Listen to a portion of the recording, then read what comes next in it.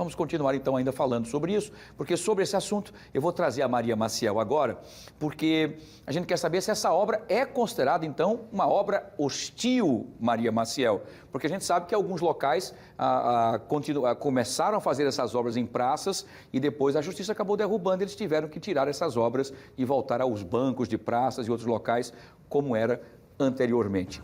Essa obra é considerada uma obra de arquitetura hostil, Maria?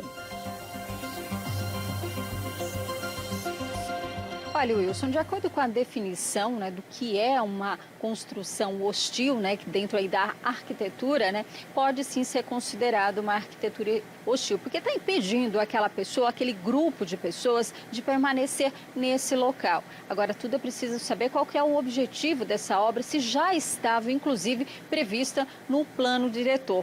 Porque é muito bonito a gente ver muitas obras na cidade, mas além dessa questão da beleza, da estética, a arquitetura ela tem que se preocupar também com a funcionalidade desses espaços que, por serem públicos, devem servir à população. Tudo tem que ter um objetivo, uma funcionalidade. E quem explica muito bem essa questão é o presidente do Conselho de Arquitetura e Urbanismo aqui de Alagoas, o Fernando Cavalcante. Vamos acompanhar o que ele disse.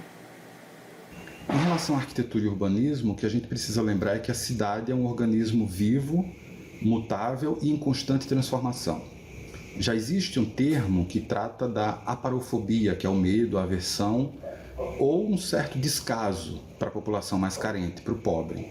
Pensar no planejamento das cidades, inserir a arquitetura e urbanismo dentro do planejamento das cidades precisa levar em consideração e precisa atender a uma participação popular efetiva, uma participação onde as pessoas possam trazer as suas necessidades, trazer aquilo que elas têm pensado para os espaços e ainda assim, a partir daí a gente consegue um planejamento urbano e um urbanismo de fato efetivo. A cidade ela precisa estar adequada a todas as necessidades da população como um todo e não somente a uma determinada classe social.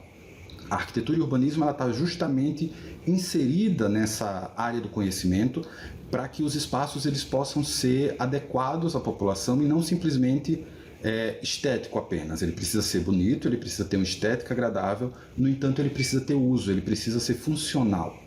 E dentro de um escritório, atrás de uma prancheta, atrás de uma bancada, planejando as cidades, a gente não consegue de forma efetiva. A gente às vezes consegue fazer um projeto agradável do ponto de vista estético, mas ele não se torna funcional porque em alguns momentos a gente não escutou a população como um todo. Então é extremamente importante nesse momento de revisão do plano diretor, nesse momento de revisão das leis do município, que a população se faça presente, que a população seja convocada para que a gente tenha todo esse processo participativo no planejamento da cidade que a gente quer para o futuro.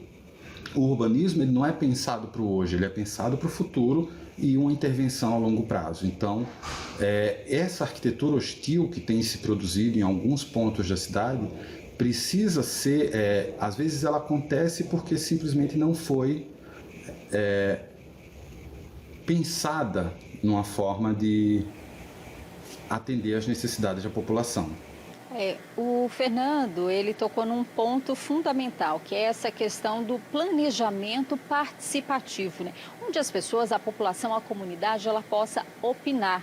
O que a gente vê na prática é que quando os equipamentos são instalados, a gente só fica sabendo depois, ninguém sabe o que vai acontecer com aquela área. Não é discutido isso com a população, os moradores das cidades, e isso que precisa ser revisto, e a gente segue também acompanhando essa história para saber como é que fica então a situação desse local ali embaixo do viaduto.